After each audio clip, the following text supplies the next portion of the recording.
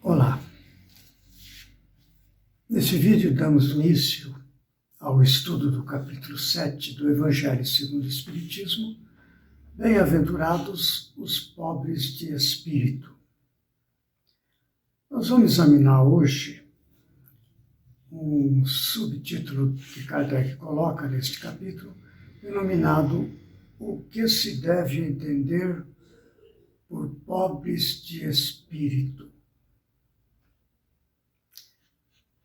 Tem aqui algumas frases que nós vamos comentando, que consta no texto de Allan Kardec, para a gente poder compreender o que Jesus quer dizer com este ensino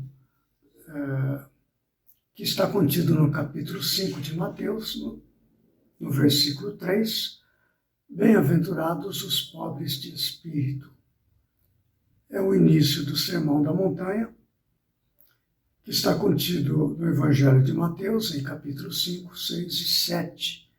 E as bem-aventuranças que os capítulos seguintes do Evangelho agora passa a examinar, inicia com esta bem-aventurança, que é bem-aventurados os pobres de espírito. Bem-aventurados os pobres de espírito, disse Jesus, pois deles é o reino dos céus. Mateus, capítulo 5, versículo 3. Este ensinamento de Jesus tem sido alvo da incompreensão das pessoas no que se refere à frase pobres de espírito. Geralmente, esta frase tem sido utilizada num sentido pejorativo, designando pessoas com capacidade intelectual inferior, pessoas maldosas, etc. Então, sempre no sentido depreciativo. Por que fazem isso? Porque não conseguem compreender o ensino de Jesus. Para entender o ensino de Jesus, nós precisamos ter sempre em mente o seu objetivo, que está na relação entre espírito e matéria. Jesus é o Senhor dos espíritos, que é o ser eterno. A pessoa encarnada, que somos nós aqui nesse caso, é uma etapa no campo da matéria provisória, cuja vivência no mundo material proporciona experiências para a evolução do espírito. Então, Jesus está sempre com a referência na evolução do espírito. É aí que nós voltamos, então, a examinar a frase bem-aventurados os pobres de espírito, porque deles é o reino dos céus. Diz que são, então, bem-aventurados os pobres de espírito.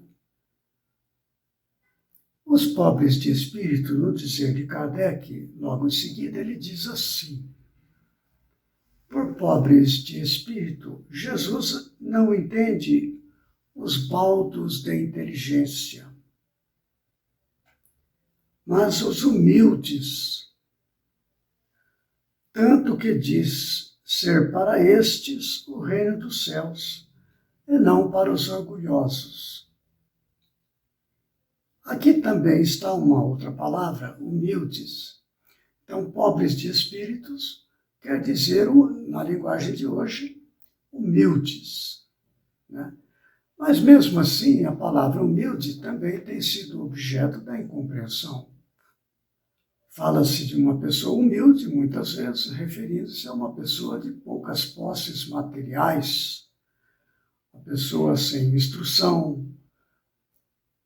Geralmente, as palavras humilde se referem às pessoas pobres, materialmente pobres.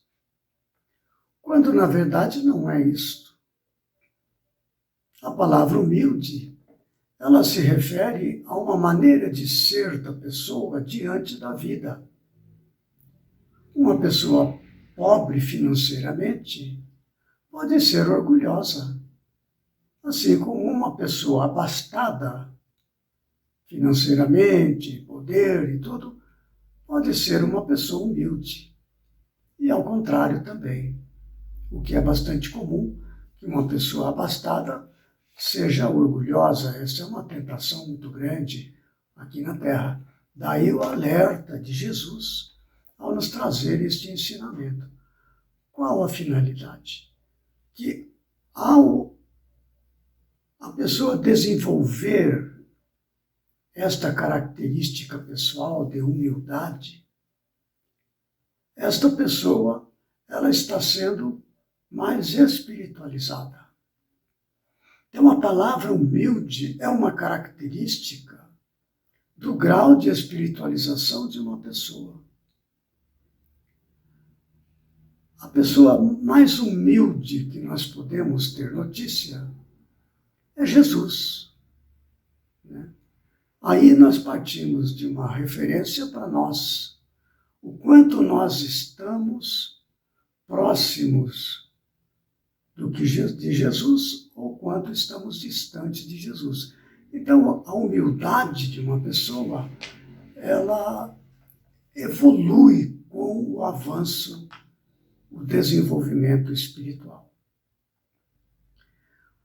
Há necessidade de ficarmos atentos a esta questão. Ela é fundamental para o desenvolvimento espiritual. Allan Kardec, ele destaca alguns aspectos da pessoa que não aceita a ideia de ser pobre de espírito para alcançar o reino dos céus. Então Kardec traz algumas frases referentes a estas pessoas. Veja só. Então, referindo-se aos homens de saber e de espírito, no entender do mundo, ele destaca. Então, veja, as pessoas de espírito no entender do mundo. Então, fulano é uma pessoa de espírito, é uma pessoa culta, é uma pessoa inteligente, é uma pessoa rica, é uma pessoa desenvolta na hora de se expressar. Este é o entender do mundo, aqui onde nós estamos encarnados, onde predomina a matéria sobre o espírito. Sempre é bom lembrar, nós vivemos num mundo de expiações e provas, onde predomina o mal, ou seja, predominam os interesses materiais sobre os interesses espirituais da criatura. Os interesses espirituais, elas estão em cumprir com muita atenção os mandamentos de Deus, os ensinamentos do Evangelho. A pessoa que vivencia os ensinamentos do Evangelho, naturalmente é uma pessoa espiritualizada, porque Jesus veio para ensinar justamente isso.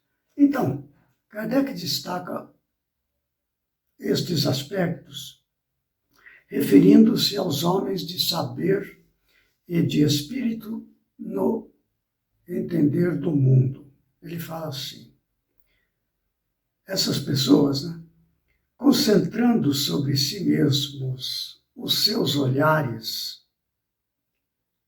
eles não os podem elevar até Deus. Outra frase. Eles se atribuem espírito e saber em tão grande cópia que não podem crer em coisas, segundo pensam, boas apenas para gente simples, tendo por pobres de espírito os que as tomam a sério. E uma terceira frase que caracteriza estas pessoas. Entretanto, diz Kardec, digam o que disserem, forçoso lhe será entrar como os outros neste mundo invisível de que escarnecem. É lá que os olhos se lhes abrirão e eles reconhecerão o erro em que caíram.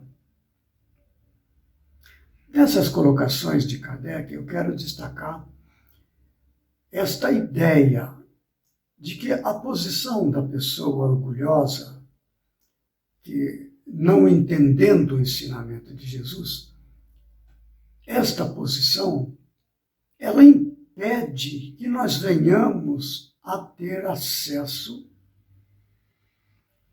ao lado direito do cérebro, conforme a gente vem comentando desde o capítulo passado, onde, no lado direito do cérebro, nós recebemos a voz da consciência, as emanações puras que são emitidas por nós próprios, pelo nosso espírito.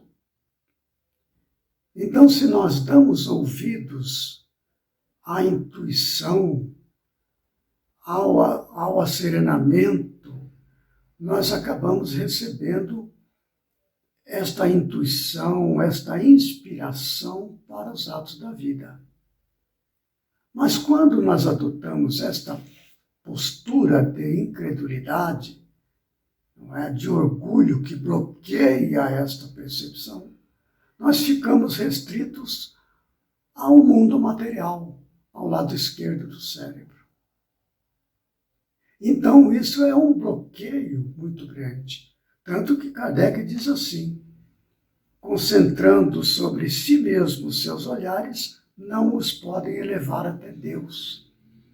Então, a gente vai verificando que o ensinamento de Jesus é para que, não é bem-aventurados os pobres de espírito, os humildes, pois que deles é o reino dos céus. Jesus está nos dando uma orientação para que nós venhamos a desbloquear os impedimentos de nos elevar até o acesso da nossa consciência.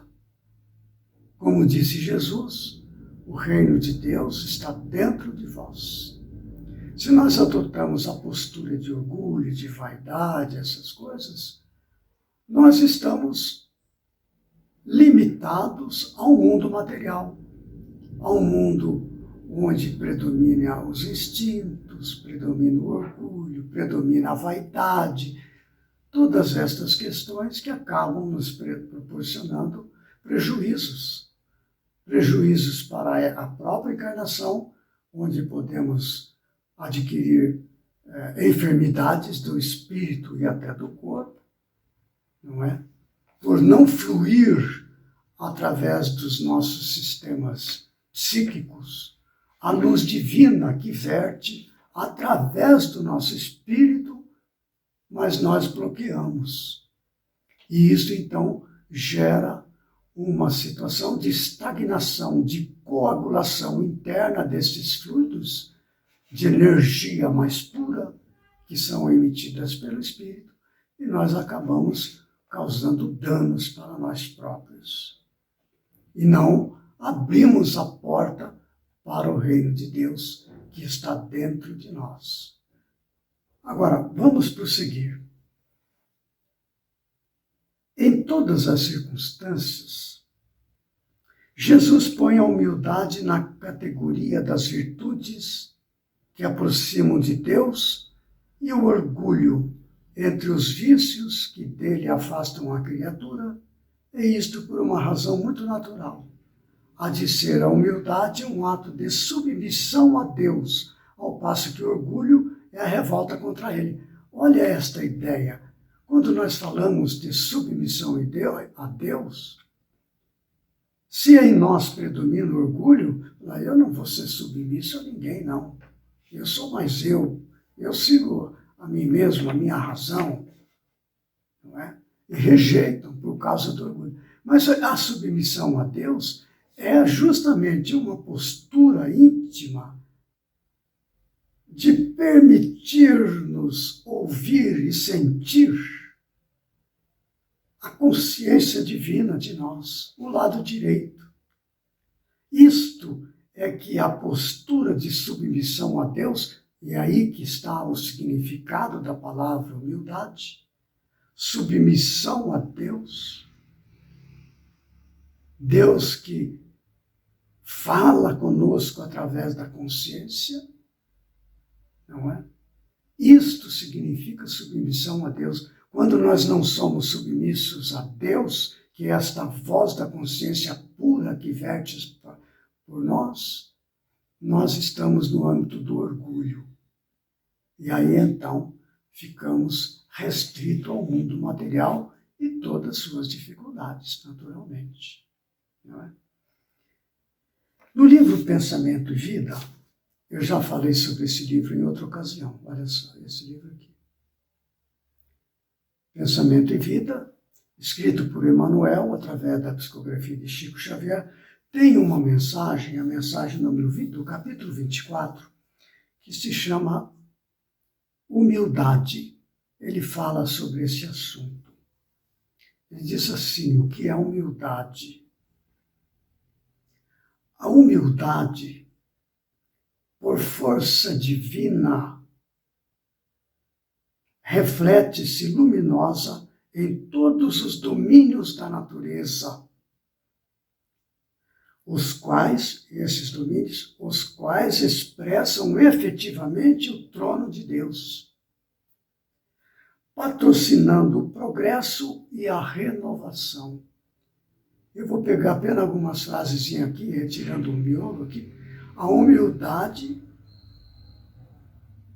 por força divina, patrocina o progresso e a renovação. E se a gente não dispõe desta virtude da humildade, que é um reflexo divino através da criatura, que é por onde se reflete a divindade, a pessoa humilde, não é? E aí nós logo pensamos em Jesus, que é o supremo exemplo da humildade, refletindo com perfeição tudo que se pode conceber a respeito de Deus na criatura, não é? A humildade, portanto, proporciona o progresso e a renovação da criatura. O que progride? É aquilo que muda. Enquanto nós estamos submetidos aos ditames da vida material, nós estamos sujeitos a mudanças. Porque, sendo imperfeitos como somos, nós tendemos a Deus, temos uma tendência convergente para Deus, para a perfeição. Então, é da nossa natureza estarmos continuamente em progresso, em renovação. E nós conseguimos avançar no progresso espiritual, e renovando as nossas disposições íntimas perante a vida, através de uma postura humilde. Então a gente vai vendo a importância disso para o nosso progresso espiritual. Mas no finalzinho ele faz um comentário que nós precisamos ter muito em mente. Ele fala assim: humildade não é servidão, é sobretudo independência, liberdade interior, que nasce das profundezas do espírito, apoiando-lhe a permanente renovação para o bem. Olha que coisa extraordinária. Como é do nosso interesse desenvolver esta vou chamar de virtude. Ela é um reflexo das virtudes divinas, na verdade, ela é uma consequência das virtudes divinas. No vídeo passado, no vídeo anterior, nós falávamos ali do advento do Espírito da Verdade, tínhamos 4 mensagens do Espírito da Verdade. A 4ª mensagem, há uma frase que diz assim, e tem a ver aqui com humildade, diz assim: tomai, pois, por divisa estas 2 palavras, devotamento e e abnegação, e sereis fortes, porque elas resumem todos os deveres que a caridade e a humildade vos impõem. Então, através do devotamento, o que é o devotamento? É o empenho em praticar o bem, segundo nós o compreendemos, de acordo com o Evangelho de Jesus, de acordo com as leis de Deus. E a abnegação, o que é? É o desprendimento, é o desapego. Então, o devotamento, não é? É aquele empenho determinado na conquista de um estado de viver a lei de Deus. E a abnegação, que é esse estado de desapego. Quando nós somos apegados, quando a gente não tem a abnegação em algum grau, a abnegação em grau total é só Jesus, na verdade, mas nós podemos, em alguma medida, estarmos desprendidos das coisas deste mundo, das coisas materiais, com responsabilidade, trabalhando, servindo, mas sem apego. Porque o apego é justamente o bloqueio, que é a questão do orgulho, da vaidade, todas estas questões são próprias do mundo material. Veja como é importante nós nos empenharmos no devotamento à prática do bem, na medida que a gente possa, não é? Com determinação mesmo, com esforço e com abnegação, com desprendimento. O desprendimento nos alivia a vida quando nós sofremos reveses na vida, não é? E o devotamento faz com que a gente levante toda manhã pronto para a vida, para enfrentar o que tiver que ser enfrentado. O Emmanuel, veja a que ponto chega a ideia da humildade. Nesse mesmo livro que eu citei, nessa mesma mensagem, ele fala assim, ele dá exemplos de humildade na natureza. Ele fala, a flor sem alarde incensa a glória do céu. Magnificente, o sol cada dia oscula a face do pântano sem clamar contra o insulto da lama, e assim por diante. Então veja que no limite da humildade que nós temos o próprio Jesus, que acabou dando a própria vida dele, a abnegação, não é? A tal medida de dar a própria vida pelos seus amigos, não é? E o devotamento integral a Deus, a missão a qual o trouxe aqui na Terra. Quando nós, então, examinarmos esta questão, bem-aventurados pobres de espírito, realmente, por que bem-aventurados? Porque nós transpomos as barreiras que nos trazem sofrimentos e aflições, conforme nós falamos no capítulo 5. Então, existem estas rápidas reflexões a respeito deste item, o que se deve entender por pobres de espírito. No próximo vídeo, nós retornaremos na continuidade do estudo deste capítulo 7, Bem-aventurados pobres de espírito, examinando aquele que se eleva será rebaixado. Até lá, então, e fiquemos com Deus.